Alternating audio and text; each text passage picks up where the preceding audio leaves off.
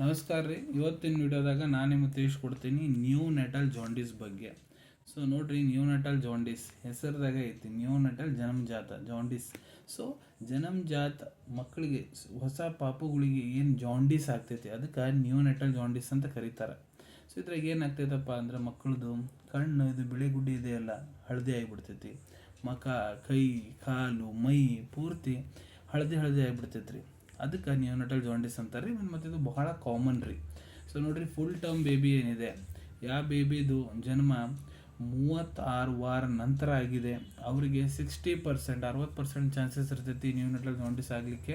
ಮತ್ತು pre term baby 36-34 ವಾರ ಒಳಗ ಯಾವ ಪಾಪದ ಡೆಲಿವರಿ ಆಗೈತೆ ನೋಡ್ರಿ, ಅವ್ರಿಗೆ 80% ಚಾನ್ಸ್ ಇರ್ತೈತಿ ನ್ಯೂನಟಲ್ ಜಾಂಡೀಸ್ ಆಗಲಿಕ್ಕೆ.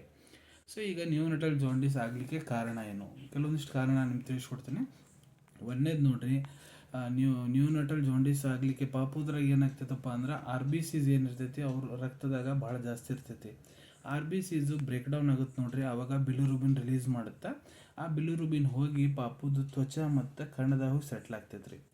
ಎರಡನೇದು ಏನಪ್ಪ ಅಂದ್ರೆ ಬ್ಲಡ್ ಇನ್ಕಂಪ್ಯಾಟಿಬಿಲಿಟಿ. ಏನಾಗುತ್ತಪ್ಪ ಅಂದ್ರೆ ತಾಯಿ ಬ್ಲಡ್ ಗ್ರೂಪ್ O ಇರ್ತೈತಿ, ಪಾಪುದು A ಯಾ B ಇರ್ತೈತಿ, ಇಲ್ಲ ತಾಯಿದು ನೆಗೆಟಿವ್ ಇರ್ತೈತಿ ಬ್ಲಡ್ಗೆ ಮತ್ತು ಪಾಪುದು ಪಾಸಿಟಿವ್ ಇರ್ತೈತಿ. ಬ್ಲಡ್ ಇನ್ಕಂಪ್ಯಾಟಿಬಿಲಿಟಿ ಆದರೆ ಈ ರೀತಿ ಸಮಸ್ಯೆ ಆಗ್ತೈತಿ. ಮೂರನೇದು ಇದ್ರಾಗ ಬ್ರೆಸ್ಟ್ ಫೀಡಿಂಗ್ ಜಾಂಡೀಸ್ ಅಂತಾರೆ. ಸೊ ನೋಡ್ರಿ, ಇನಿಷಿಯಲ್ ಡೇಸ್ ಏನಿರ್ತೈತಿ ಆವಾಗ ತಾಯಿ ತಮ್ಮ ಮಕ್ಕಳಿಗೆ ಚಲೋತ್ನಾಗ ಹಾಲು ಕುಡಿಸ್ತಾ ಇಲ್ಲ ಅಂದ್ರೆ ಪಾಪುಗೆ ಡಿಹೈಡ್ರೇಷನ್ ಆಗ್ತೈತಿ. ಅದ್ರ ಸಂಬಂಧ ಬಿಲಿರುಬಿನ್ ಲೆವೆಲ್ ಇನ್ಕ್ರೀಸ್ ಆಗ್ತಾವೆ. ಇದಕ್ಕೆ ಬ್ರೆಸ್ಟ್ ಫೀಡಿಂಗ್ ಜಾಂಡೀಸ್ ಅಂತ ಕರಿತೀವಿ ರೀ. ಮತ್ತು ಇದ್ರಾಗ ಇನ್ನೊಂದು ಕಾರಣ ಏನಂದ್ರೆ ಪ್ರೀ ಟರ್ಮ್ ಡೆಲಿವರಿ.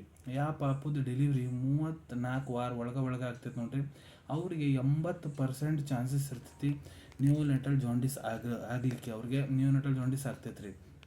ಈಗ ತಿಳಿಸ್ಕೊಡ್ತೀನಿ ನ್ಯೂನೆಟಲ್ ಜಾಂಡೀಸ್ ಎಷ್ಟು ಪ್ರಕಾರದ್ದು ಇರ್ತೈತಿ. ನ್ಯೂನೆಟಲ್ ಜಾಂಡೀಸ್ ನೋಡ್ರಿ 2 ಪ್ರಕಾರದ್ದು ಇರ್ತೈತಿ. ಒಂದನೇದು ಫಿಸಿಯೋಲಾಜಿಕಲ್ ಜಾಂಡೀಸ್ ಮತ್ತು ಎರಡನೇದು ಪ್ಯಾಥಾಲಜಿಕಲ್ ಜಾಂಡೀಸ್.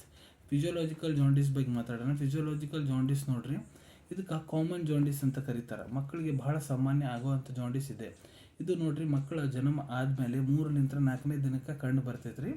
5ನೇ-6ನೇ ದಿನ ಇದ್ರ ಪೀಕ್ ಲೆವೆಲ್ ಹೈ ಹೋಗ್ತೈತಿ. ಮತ್ತು ಯಾವುದೇ ಟ್ರೀಟ್ಮೆಂಟ್ ಇರಲಾರ್ದೆ 1-2 ವಾರ ಒಳಗೆ ಇದು ತಾನೇ ಹೊರಟು ಹೋಗ್ತೈತೆ ರೀ. ಇದಕ್ಕೆ ಫಿಸಿಯೋಲಾಜಿಕಲ್ ಜಾಂಡೀಸ್ ಅಂತಾರೆ. ಮತ್ತು ಎರಡನೇದು ಪ್ಯಾಥಾಲಜಿಕಲ್ ಜಾಂಡೀಸ್. ಪ್ಯಾಥಾಲಜಿಕಲ್ ಜಾಂಡೀಸ್ ಇದಕ್ಕೆ ಡೇಂಜರಸ್ ಜಾಂಡೀಸ್ ಅಂತಲೂ ಕರೀತಾರೆ.